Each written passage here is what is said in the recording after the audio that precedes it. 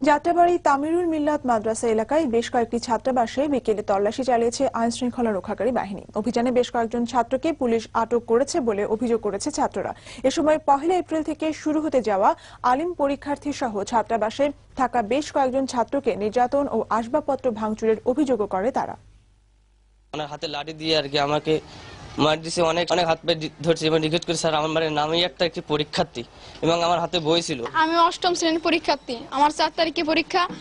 তা সত্ত্বেও প্রায় এসে আমাদেরকে মানে এরকম ভাবে হয়রানি করে। স্যার আমি তো ছাত্র, আমরা তো এখানে পড়তে আসছি, এখানে অন্য কোনো কিছু নাই।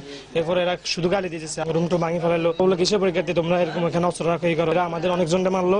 আমার মোবাইল ছিল চার্জারটা খুলে ফেলা দিয়ে মোবাইলটা নিয়ে চলে গেছে। বিভিন্ন জায়গা থেকে যাদেরকে ধরে নিয়ে গেছে তাদের থেকে বিভিন্ন বড় অঙ্কের টাকা নিয়ে তারা আবার ছাড়ে দিয়েছে। যাত্রাবাড়ী থানার টিমটা নিয়মিত আসে এবং আমাদের গুলির ভয় দেখায়, বলতেছে যে এলাকায় সবগুলো শিবির করে, সবগুলো বাচ্চা, সবগুলোর আমি ফায়ার করব। এইভাবে যদি প্রত্যেক সপ্তাহে একদিন আসে বা 2 দিন পরে 3 দিন পরে আসে, আমরা আতঙ্কিত হয়ে থাকি, তাহলে তো আমাদের পরীক্ষা ভালো হবে না। ধরে নিয়ে গেছে এবং বলতেছে তোমরা শিবির করো, না করলেও জোর করে বলতে হয় যে আমরা শিবির করি, এভাবে বলতে হয়।